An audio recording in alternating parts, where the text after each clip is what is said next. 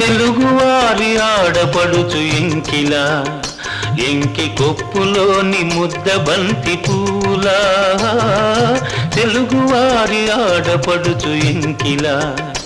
ఎంకి కొప్పులోని ముద్ద బంతి పూలా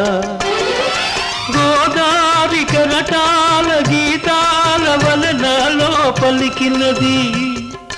పలికినది పలికినది చల్లగా చిరుజల్లుగా జలజల గలగల కదలి వచ్చింది కన్యాప్సరా వచ్చి నిలిచింది కనుల ముందరా